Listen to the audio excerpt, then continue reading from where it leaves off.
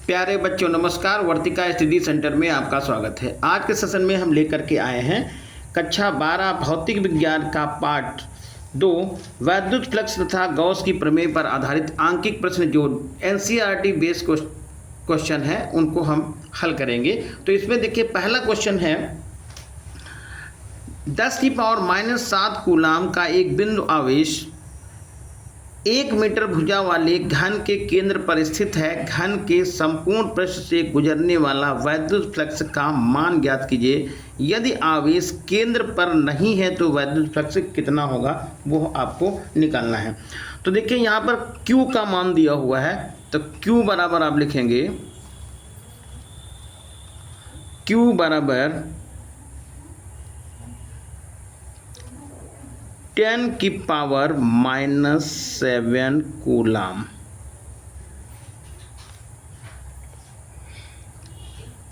और epsilon not का मान देखिए इसमें क्वेश्चन में नहीं दिया है, लेकिन फिर यदि आपसे क्वेश्चन ये बोर्ड में पूछा जाएगा तो एप्सिलॉन नॉट का मान जरूर दिया होगा।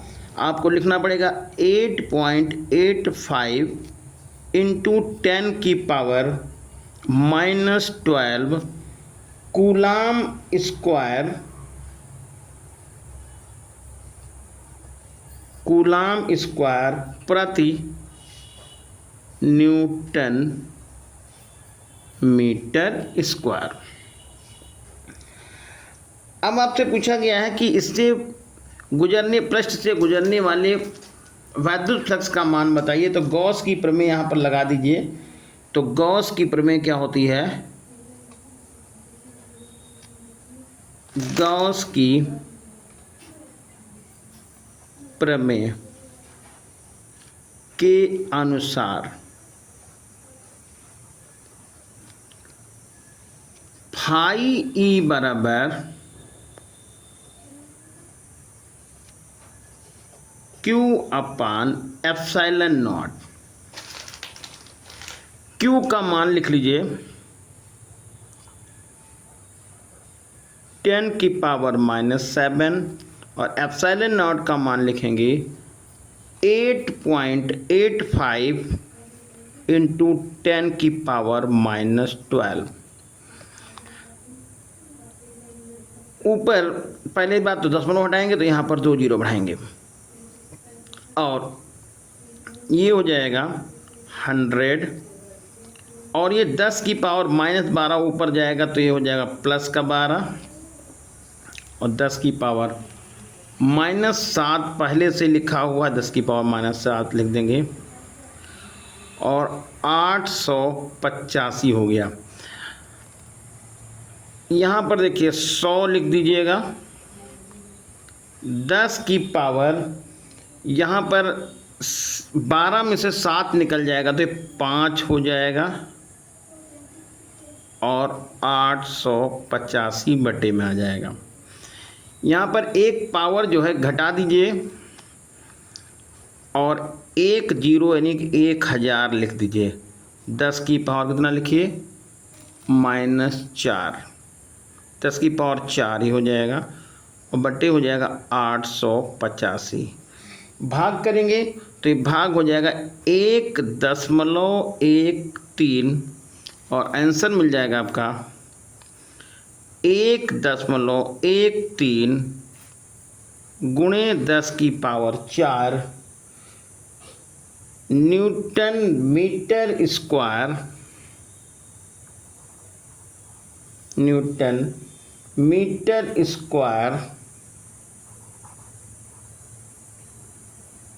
प्रति कूलाम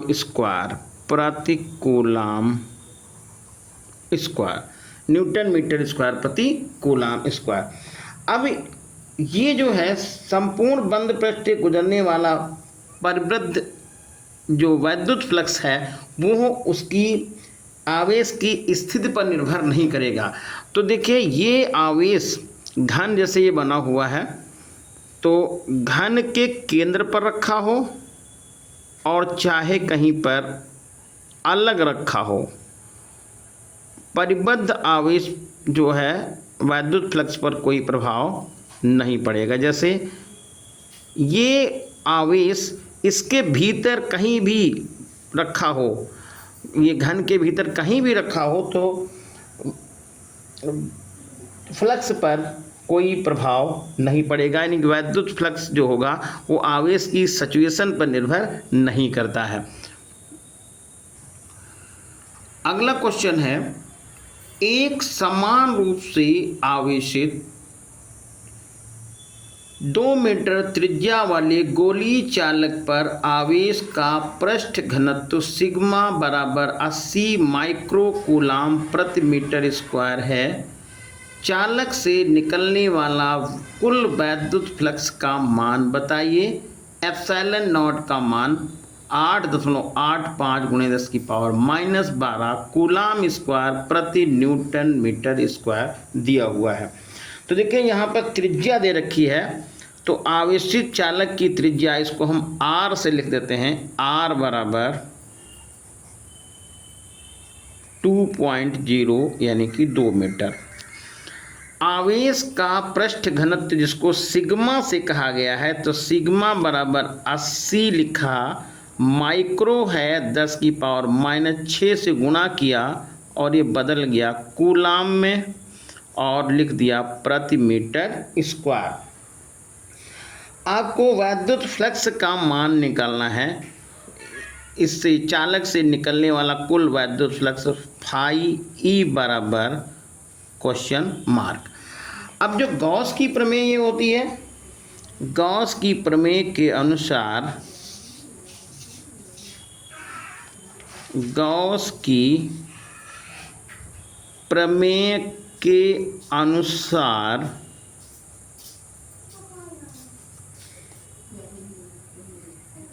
गोलीय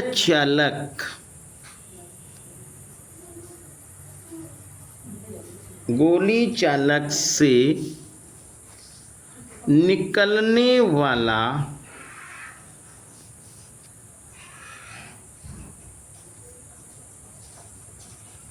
कुल वैद्युत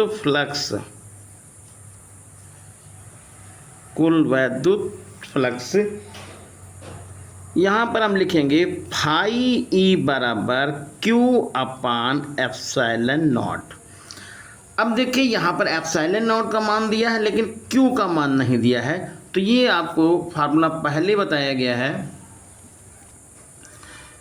सिग्मा यानी कि आवेश का पृष्ठ घनत्व सिग्मा बराबर Q अपान A, और Q बराबर यहाँ हम लिख देते हैं सिग्मा इंटू A, और क्योंकि ये चालक है गोलीय इसलिए सिग्मा बराबर Q बराबर सिग्मा और A की जगह पर आप लिख देंगे 4 पाई R स्क्वायर। तो Q बराबर सिग्मा इंटू 4 पाई R स्क्वायर। इसमें अब मान डाल दीजिएगा, तो फाई E बराबर Q की जगह पर sigma into 4 pi R square upon epsilon not. Sigma की जगह पर मान लिख दीजिए, ये देखिए बटे की लाइन खींच लीजिए। सिग्मा का मान है 80 × 10⁻⁻6, यहाँ पर 4 लिख दीजिएगा, और पाई का जो मान है वो आएगा 3.14, और त्रिज्या को लिखेंगे 2 × 2। एप्सिलॉन नॉट का मान लिख देंगे 8.85 × 10⁻⁻12। अब देखिए यहाँ पर पहले दशमलव हटाइए, तो दशमलव हमने हटा दिया है, 3.14 का दशमलव हट गया और 8.85 का दशमलव हटा दिया। तो अब यहाँ पर बचा कितना, यहाँ पर 80 का हम 8 लिख रहा हूँ, एक पावर इसके साथ में ऐड कर देंगे, तो 8 लिख दिया, गुणे 4 लिखा, गुणे 3.14 लिख दिया, गुणे 4 है, ये 4 लिख दिया, ध्यान दीजिएगा, 8 लिखा, 4 लिखा, 314 लिखा, 4 लिखा, और 10 की पावर -6, और नीचे से पावर ये जाएगी -12, ऊपर हो जाएगी प्लस का 12, एक ये 80 का एक जीरो, तो ये हो जाएगा प्लस का 13, और नीचे बटे में आ गया है 885। अब यहाँ पर देखिए 13 में से पावर 6 घटाएंगे तो हमारी पावर बन जाएगी 7, 6 13 7 पावर हो जाएगी, और यहाँ पर लिख देंगे 8 गुणे 16, 4 और 4 का गुणा, गुणे हो जाएगा 314, गुणे 10 की पावर 7, 6 13 7 बटे 885। अब इसको हम देखिए निकटतम तक काट सकते हैं, हल कर लीजिएगा कैसे। 885 और 314 का पहाड़ा लगाएंगे, लगभग 3 के आसपास लग जाएगा। इसको भाग करेंगे तो हमारा ये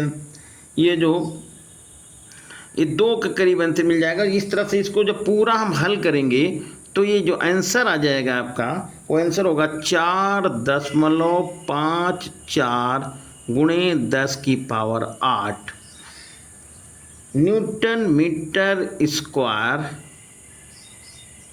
प्रति कूलाम। न्यूटन मीटर स्क्वायर प्रति कूलाम,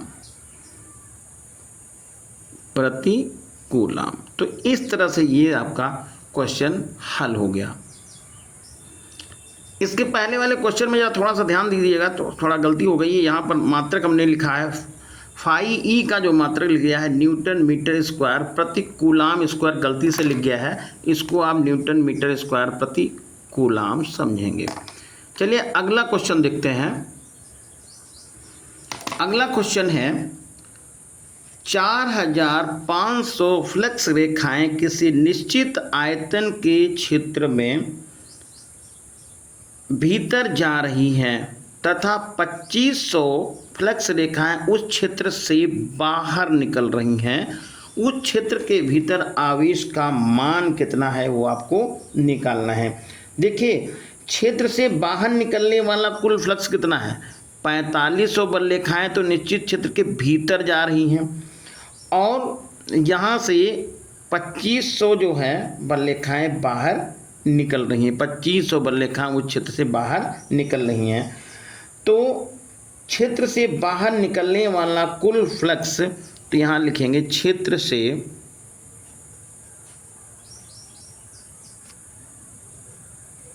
बाहर निकलने वाला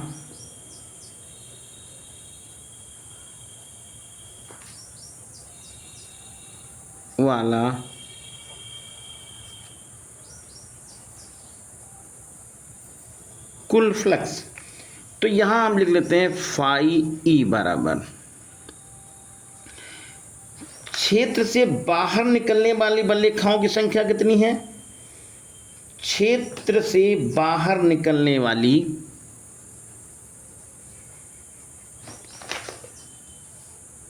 क्षेत्र से बाहर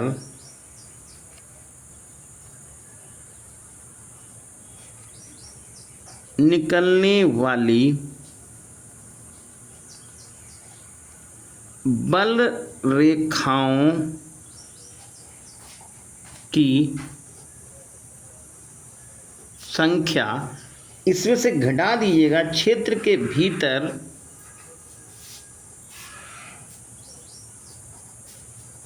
भीतर जाने वाली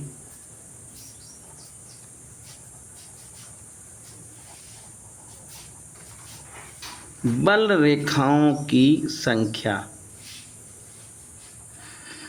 तो फाई ई बराबर होगा क्षेत्र से बाहर निकलने वाली बल रेखाओं की संख्या कितनी है, क्षेत्र से बाहर निकलने वाली संख्या कितनी है 2500, तो 2500 आप यहाँ लिख दीजिएगा।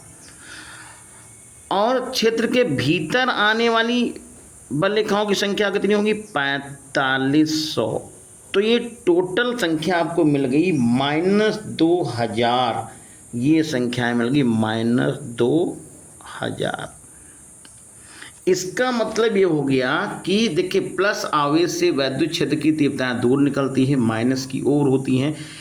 तो इसका मतलब ये हुआ कि माइनस आवेश क्या है, हावी है, और प्लस आवेश थोड़ा डैमेज है, कम है। कंपेरिजन में देखें, क्योंकि बलरेखाएं इसके अंदर क्या है, आ रही हैं।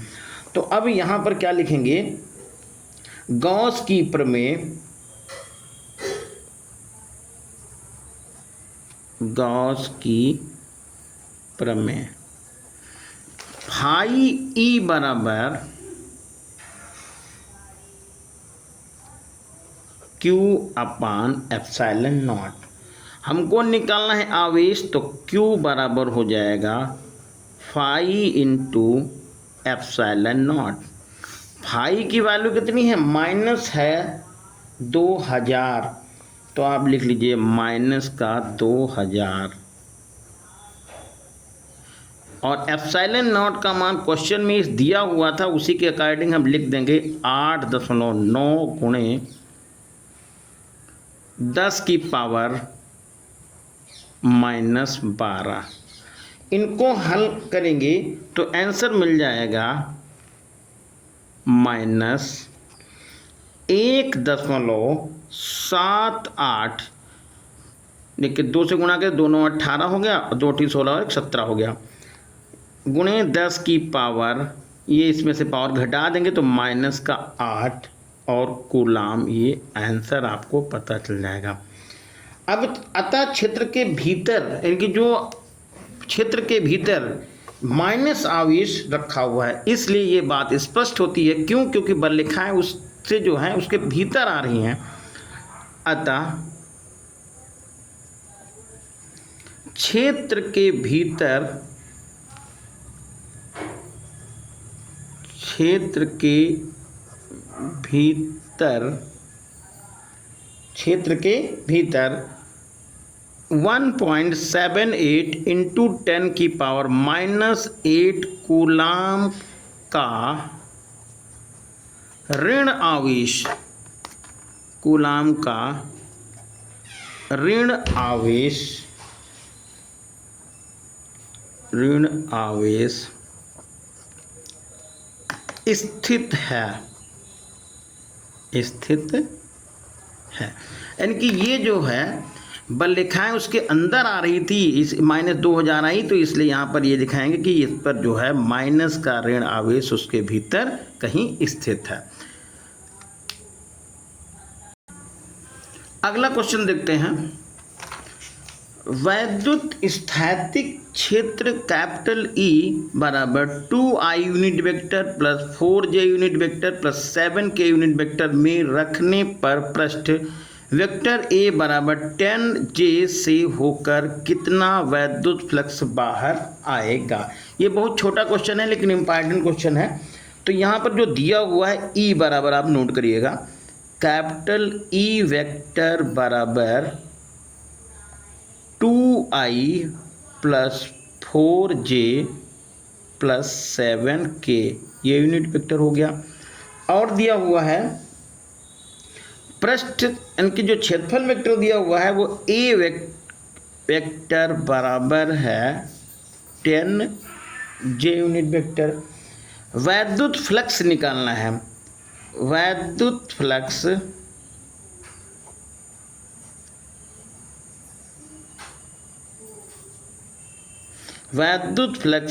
फाई ई बराबर ई इंटू ए वेक्टर। अब ई का मान लिख दीजिए, ई का मान आएगा 2I plus 4J plus 7K, dot का निशान लगाइए, और ये हो जाएगा 10J। अब जैसा कि आपको पता है I और J का गुणा 0 होता है, K और J का गुणा भी डॉट गुणनफल 0 होता है, बस केवल आपका ये रह जाएगा 4J इंटू 10J। तो ये 4 और 10 मिलके हो जाएगा 40, और J डॉट J होता है 1 के बराबर, तो ये हो जाएगा 1, और आंसर आपका मिल जाएगा 40 मात्रक। अगला क्वेश्चन दिया हुआ है, कोई अनंत रैखिक आवेश 2 सेंटीमीटर दूरी पर 9×10⁴ न्यूटन प्रति कूलाम वैद्युत क्षेत्र उत्पन्न करता है, रैखिक आवेश घनत्व ज्ञात कीजिए। जैसा यहाँ की दूरी दे रखी है 2 सेंटीमीटर, तो यहाँ हम लिख देते हैं R बराबर 2 सेंटीमीटर। R बराबर लिखिए 2 सेंटीमीटर। इसको हम लिखेंगे 2×10⁻²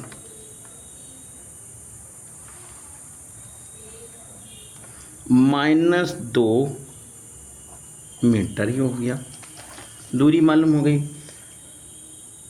ये दिया हुआ है वैद्युत क्षेत्र। वैद्युत क्षेत्र को E से लिखते हैं तो कैपिटल E बराबर है 9×10⁴ न्यूटन प्रति कूलाम। रैखिक आवेश घनत्व को लैम्डा से लिखा जाता है। रैखिक आवेश घनत्व लैम्डा बराबर (?). तो जो फार्मूला होता है E बराबर 1/4πε0 λ/r, और यहाँ पर हम 2 और बढ़ाएंगे 2 λ/r। तो यहाँ पर क्या करिएगा, हमको निकालना क्या है, ये 2 लैम्डा का यानी कि यहाँ लिख लीजिएगा, क्रॉस चाहे गुणा कर लीजिएगा, या ऐसे करिए यहाँ पर हम इसका मान डाल दिए। पहले ई की जगह पर हम ई लिख लें, या ई, चलो ई लिख लेता हूँ। इसकी जगह पर 9×10⁹ हमने लिख दिया, और 2 λ/r लिख लिया।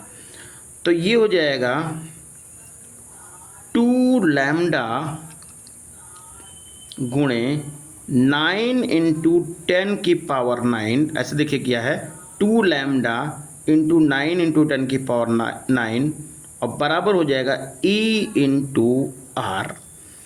तो लैम्डा बराबर हो जाएगा E/r/2 और 9×10⁹ ये E/r/2 × 9×10⁹।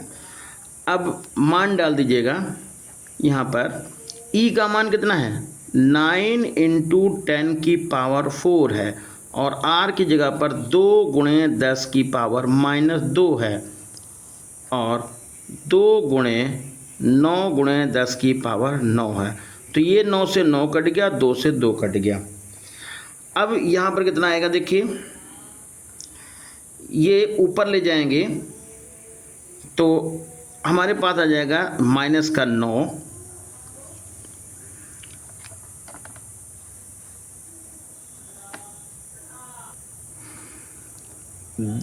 (10⁴) ये लिख लीजिए, और 10⁻² माइनस का और माइनस का 9 ये नीचे से जाएगा, तो पावर का साइन बदल जाएगा। अब यहाँ पर देखिए, ये 9 और 2 11 हो गया, 11 में से आप 4 घटाइएगा 7, तो ये आंसर आपका मिल जाएगा 10⁻⁻7, और मात्रक इसका होता है कूलाम प्रति मीटर। क्यों? क्योंकि लैम्डा बराबर फार्मूला आपने पढ़ा है Q/L। Q/L इसका मात्रक क्या हो जाएगा, कूलाम प्रति मीटर। अगला क्वेश्चन है, निम्न में स्रोतों के केंद्र से प्रेक्षक बिंदु की दूरी आधी करने पर प्रेक्षित वैद्युत क्षेत्र का मान कितना हो जाएगा और क्यों हो जाएगा। यानी कि इन्होंने कहा निम्न स्रोत हैं कोई, और उनसे प्रेक्षक कोई है, कहीं पर कोई बिंदु है, ऐसे समझ लीजिएगा। उसकी दूरी को यदि हम आधी करते हैं तो प्रेक्षित बिंदु पर वैद्युत क्षेत्र का मान कितना हो जाएगा।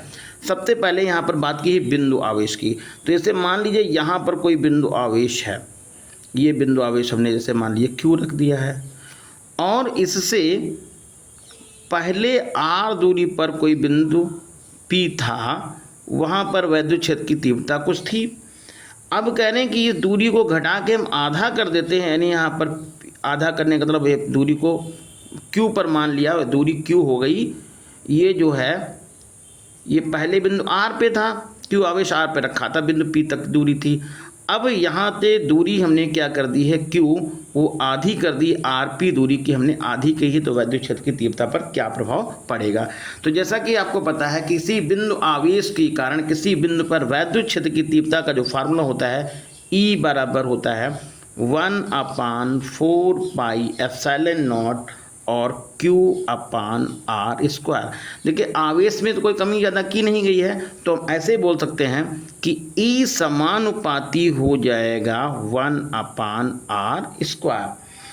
अब जैसे यहाँ दूरी आधी करेंगे तो जो यहाँ पर दूरी पहले R थी, अब आधी करेंगे तो ये R/2 ऊपर चला जाएगा। तो इसको हम ऐसे लिख लें E1/E2 बराबर R2/R1 का होल स्क्वायर। और इसमें रिलेशन क्या है कि R2 जो है वो R1 का आधा है, तो ये हो जाएगा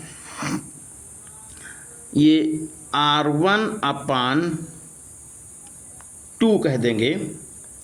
दूरी को आधी की तो R1/2 हो गया, और ये पहले से R1 रहा तो ये कट गया, इसका स्क्वायर तो ऊपर हो गया। तो अब ये हो जाएगा E1/E2 बराबर 1/2 का होल स्क्वायर। तो E2 क्या हो जाएगा, E2 बराबर हो जाएगा 4E, यानी कि पहले का 4 गुना वैद्युत क्षेत्र हो जाएगा। वैसे भी आपको पता है जैसे जैसे दूरी घटाएंगे तो इलेक्ट्रिक फील्ड यानी वैद्युत क्षेत्र का मान घटता चला जाएगा, वो भी स्क्वायर के व्युत्क्रमानुपाती होता चला जाएगा। तो अब जब दूरी घटा के आधी करेंगे तो वैद्युत क्षेत्र का मान पहले का 4 गुना हो जाएगा। सेकंड नंबर में क्या कह रहा है, वैद्युत द्विध्रुव क्या होता है। तो वैद्युत द्विध्रुव में करेंगे तो वैद्युत द्विध्रुव का जो फार्मूला बनता है वो E समानुपाती होता है 1/R⁻3।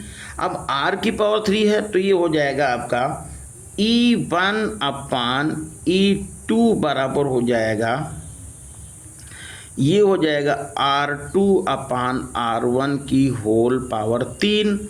और इसको हम इसी तरह से लिख देंगे, ये हो जाएगा R1/2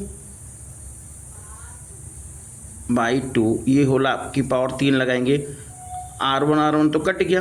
तो इसी तरह से इसको भी हम हल करेंगे और ये E2 बराबर हो जाएगा 8E, यानी वैद्युत क्षेत्र पहले का 8 गुना हो जाएगा। कितना हो जाएगा, पहले का 8 गुना हो जाएगा। तो बिंदु आवेश के कारण बिंदु आवेश से दूरी घटाएंगे तो वैद्युत क्षेत्र 4 गुना हो जाएगा, और वैद्युत ध्रुव से दूरी को आधी करेंगे तो 8 गुना वैद्युत क्षेत्र हो जाएगा। और जो लास्ट नंबर है वो है अनंत आवेशित चादर। तो अनंत आवेशित चादर पर के निकट वैद्युत क्षेत्र की तीव्रता वो दूरी पर डिपेंड ही नहीं करती है, इसलिए वैद्युत क्षेत्र की तीव्रता पर कोई प्रभाव नहीं पड़ेगा। यहाँ पर कह लेंगे कि वैद्युत क्षेत्र पर कोई प्रभाव, वैद्युत क्षेत्र पर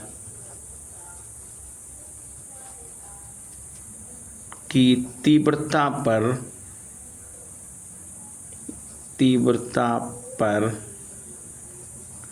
कोई प्रभाव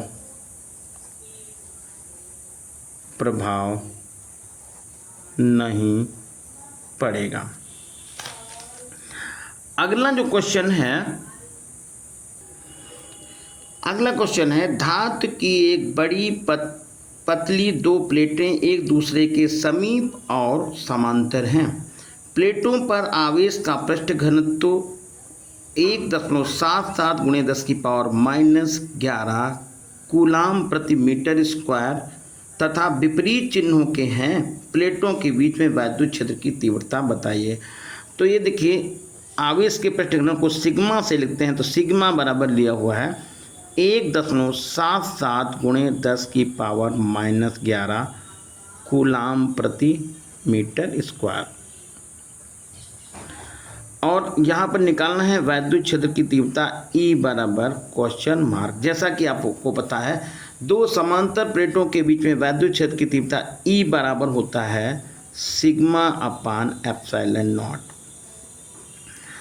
अब यहाँ पर 1.77 लिख लीजिएगा गुणे 10 की पावर -11 लिखिएगा और एप्सिलॉन नॉट का मान लिख दीजिएगा 8.85 गुणे 10 की पावर -12।